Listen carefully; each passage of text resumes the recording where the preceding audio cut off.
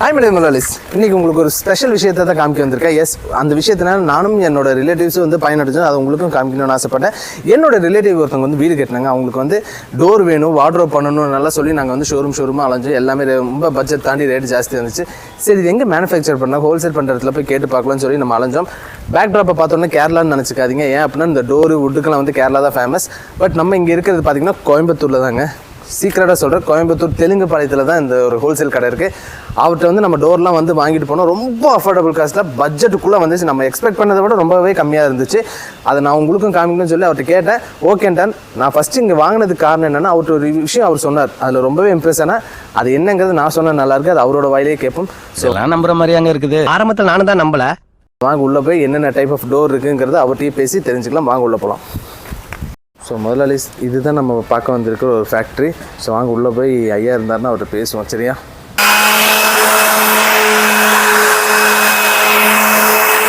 ஐயா இருப்பாருன்னு பார்த்தா ஏதோ பையா இருக்கு. ஐயா, ஐயா, அரே பையா, வாங்க ஐயா, சாரிங்க ஐயா. என்ன திடீர்னு கேமராவோட வந்து நிக்கிறீங்க? சொல்லாம கொள்ளாம வர்றேன்னு சொன்னீங்க. தெரியும், ரிலேட்டிவ் டோர் எடுத்துட்டு போனால. ஆமா, நான் சொல்லித்தானே போனேன். நம்ம வந்து எடுத்துட்டு போனோம். நீங்க வருவீங்கன்னு தெரியும். முன்கூட்டி ஏதாவது சொல்லி இருந்தா ரைட்டு. சரி, வந்துட்டோம். சரி, நல்லா நம்ம பேசி நம்ம என்ன இதான் நம்மளோட ஸ்பெஷல் ஐட்டமா? ஆமா, கண்டிப்பா. நீங்க எடுத்த டோரோட ஸ்பெஷல் ஐட்டம். நம்மளுடைய 10 வருஷத்தினுடைய உழைப்பு. இது ஒரு பெரிய ஆர்டர் ஒன்று போயிட்டு இருக்கு, ப்ராஜெக்ட். நீங்க என்ன இறங்கி வேலை செஞ்சுட்டு இருக்கீங்க? இல்லை, எல்லா தொழிலுமே எல்லாருமே பண்ண முடியாது. எல்லாருமே பண்ண முடியாதுன்னு சொல்லலை. இது வந்து நம்மளோட ஒரு 10 வருஷத்தோட கடின உழைப்பு.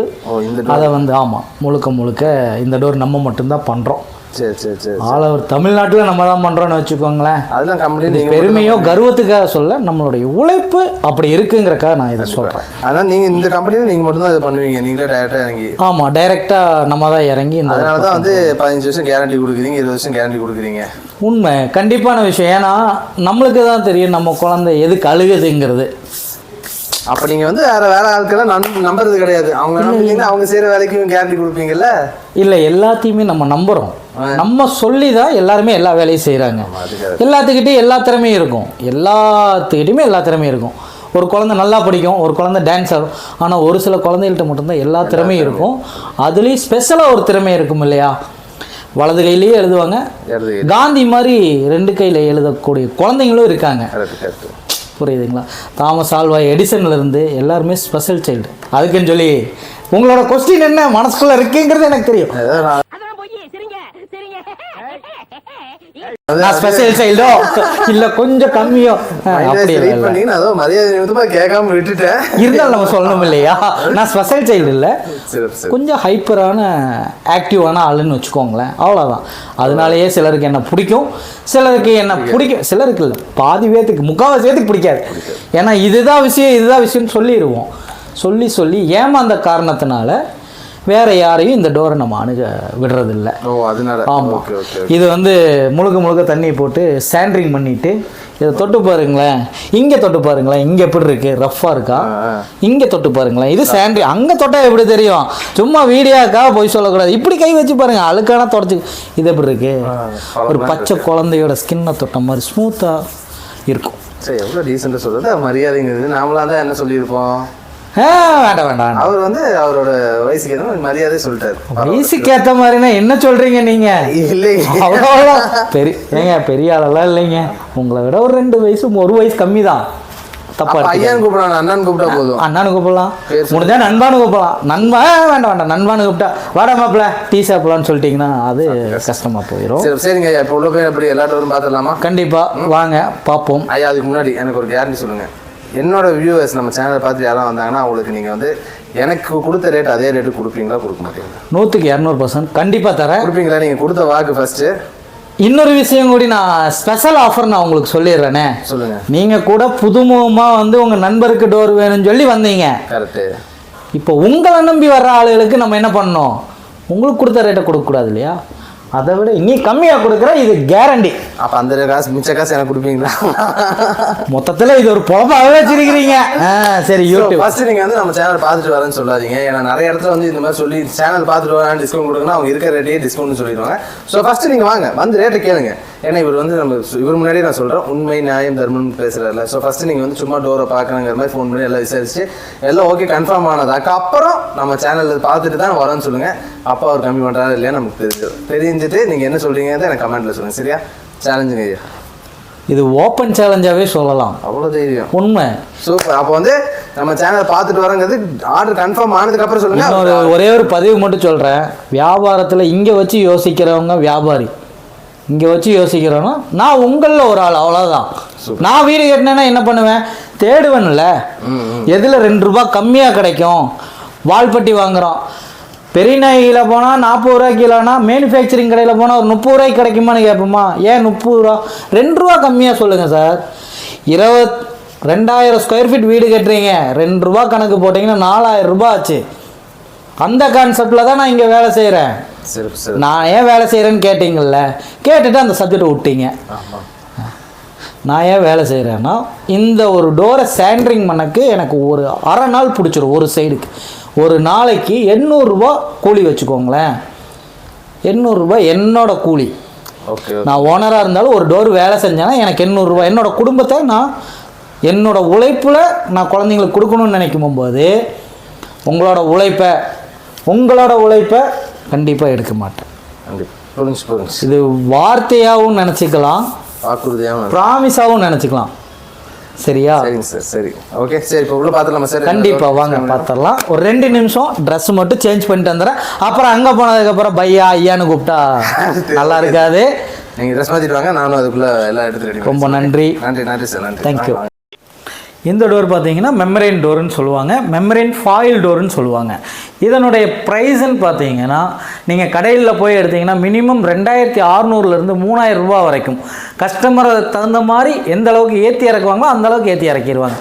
நம்மக்கிட்ட என்ன ரேட்டுன்னு கேட்டிங்கன்னா 2,500 2,400லாம் கிடையாது, வெறும் 2,000 ரூபாய்க்கு கொடுக்க முடியும் எங்களால். இது வந்து பார்த்தீங்கன்னா ஃபைபர் டோரு, பாத்ரூம் டோருன்னு சொல்லுவாங்க. இதுலேயே வந்து உங்களுக்கு பெயிண்டிங் பண்ணி கிளாஸ் அட்டாச்சோட வித் ஃபிட்டிங்ஸோடு பார்த்தீங்கன்னா உங்களுக்கு 7,000 ரூபா வரும். 7,000 ரூபாய்க்கு என்ன ஒர்த்துன்னு கேட்டிங்கன்னா கிட்டத்தட்ட ஒரு 10 இயர்ஸ் கம்பல்சரியாக இது லைஃப் லாங் பெயிண்ட்டோ கலரிங்கோ எதுவுமே போகாது. அந்தளவுக்கு பர்ஃபெக்ஷனாக இருக்கும். இதை கடையில் போய் நீங்கள் வாங்கி மாட்டணும்னு நினச்சா குறைஞ்சது ஒரு 8,500லேருந்து 9,000 ரூபா வரைக்கும் வரும். இதை பார்த்தீங்கன்னா இதுவும் மெம்பரேன் ஃபாயில் டோர் தான்.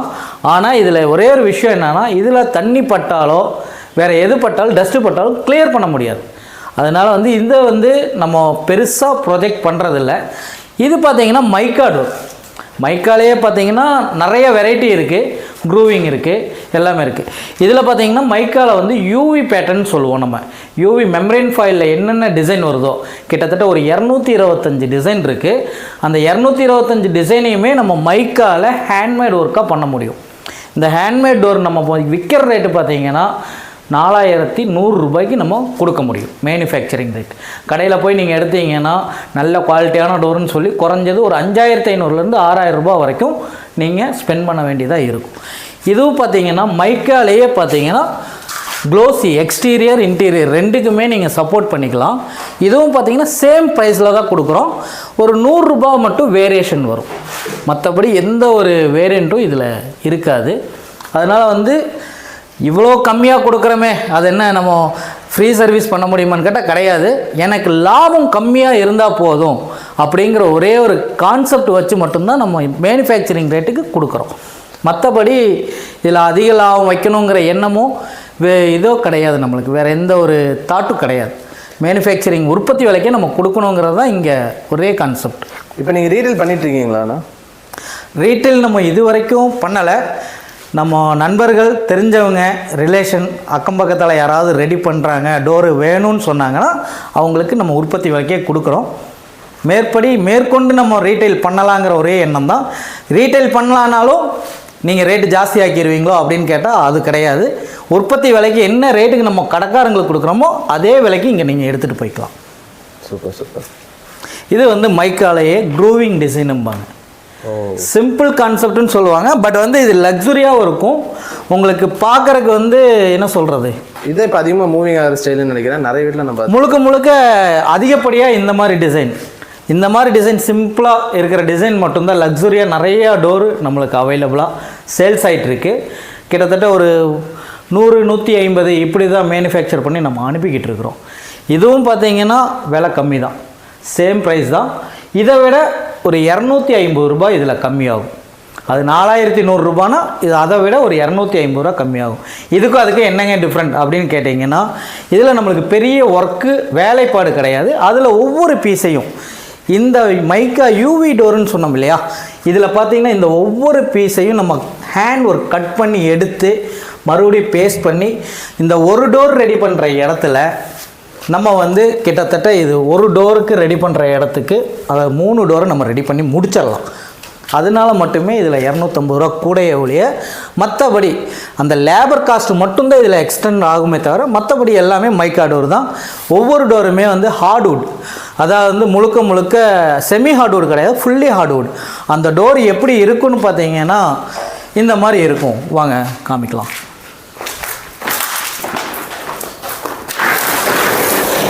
பார்த்து ஃபேக்ட்ரினா வலிக்கிட்டு தான் தம்பி இருக்கும். நம்ம தான் பார்த்து எல்லாத்தையும் பக்குவமாக எடுத்துக்கணும். நீங்கள் பார்த்து வாங்க, எங்களுக்கு பழக்கம் ஆயிருச்சு, நீங்கள் பார்த்து வரணும் அவ்வளோதான். இதுதான் அந்த இது. ஆமாம், இது இந்த டோர் பார்த்தீங்கன்னா ஃபுல்லி ஹார்ட்வுட்டு. இது மேனுஃபேக்சரிங் பார்த்தீங்கன்னா உங்களுக்கு கண்ணூர்லேருந்து தான் மேனுஃபேக்சர் ஆகுது டோட்டலாகவே. Okay okay okay. இது வந்து குறைஞ்சது ஒரு 33லேருந்து 30 கிலோ வரைக்கும் இருக்கும். அது போக நம்ம மைக்கா பேஸ்ட்டு எல்லாமே மிக்சிங் ஆகி வரும்போது குறைஞ்சது 33 கிலோ இருக்கும். இது என்ன வுட்டு? ஆக்சுவலாக இது பார்த்தீங்கன்னா உங்களுக்கு ஹார்ட்வுட்டுன்னு சொல்லுவாங்க. ஃபுல்லாகவே வந்து உங்களுக்கு வந்து இந்த டோரை வந்து சீசனிங் பண்ணியிருப்பாங்க, ரெண்டாவது டெர்மிக் பண்ணியிருப்பாங்க, டெர்மிக் ப்ரூஃப், அதாவது போர் இந்த பவுட்ரு விழுந்துரும்பாங்க. அந்த மாதிரி இதில் எந்த ஃபால்ட்டும் வர்றதுக்கு வாய்ப்புகள் கம்மி. வராதுன்னு சொல்ல முடியாது, ஏன்னா வராதுன்னு சொல்கிறதுங்கிறது வந்து அப்பட்டமான பொய்யாயிரும். நம்ம வாங்கக்கூடிய ஒவ்வொரு ரூபாயும் நம்ம சொல்லி வாங்கிக்கலாம். 100ல் எவ்வளோ பெரிய ஆடிக்காரே ரெடி பண்ணாலும் அதில் மேனுஃபேக்சரிங் கம்ப்ளைண்ட் வர்றதுக்கு வாய்ப்பு இருக்கும். இந்த கிளி கிளிக்கிறாள் எந்த ஒரு காரியா இருப்பா. இது வுட்டு தானே? கண்டிப்பாக கண்டிப்பாக. மனுஷன் வுட்டுனாலே இந்த கரையான் தானே அரைக்கும் அப்படிங்க. கரெக்ட். நீங்கள் கேட்ட ஒரு விஷயம் ரொம்ப சுத்தமாக இருக்குது, கரெக்டாகவும் இருக்குது. ஏங்க நாங்கள் 4000 ரூபா கொடுத்து எடுக்கிறோம், கரையான் அரிச்சிருச்சு, கண்டிப்பாக அரிக்கும். அரிக்காமல் இருக்கவே இருக்காது. கரையானுடைய வேலையே என்னென்னா அரிக்கிறது மட்டும்தான். அதனால் வந்து கரையான்றது எப்படி பாதுகாக்க முடியுங்கிறதுக்கு இந்த டோருக்கு வந்து பெருசாக கரையான் அஃபோர்ட் பண்ணாதுன்னு நான் சொல்லவே முடியாது. இப்போ வந்து எல்லாருமே விளைநிலங்களில் மட்டும்தான் வீடு கட்டிக்கிட்டு இருக்கோம். விளைநிலங்களில் ஆல்ரெடி கரையானுடைய இடத்த தான் நம்ம ஆக்குப்பை பண்ணிகிட்ருக்கோம். அதனால் கரையான் அரிக்கிறதுக்கு வாய்ப்புகள் இருக்குது. ஆனால் டெர்மிக் ப்ரூஃப் இதில் வேரண்டி டோர் இருக்கா இல்லையா நிறையா சந்தேகங்கள் இருக்கும். நம்மக்கிட்ட வேரண்டி டோருன்னு ஒன்று இருக்குது. என்னப்பா வேரண்டி எல்லாருமே கொடுக்குறாங்களேப்பா, ஆக்ஷன் டிஷா கொடுக்குறாங்க, செஞ்சுரி கொடுக்குறாங்க, பெரிய பெரிய முதலாளியை கொடுப்பாங்க. ஆனால் ஆல் ஓவர் தமிழ்நாட்டில் நம்ம போடக்கூடிய டோர் இன்றைக்கி வரைக்கும் முத நம்ம தான் லான்ச் பண்ணுறோன்னு வைங்களேன். என்னப்பா அவ்வளோ பெரிய டோர் லான்ச் பண்ணிட்டீங்க அப்படின்னா,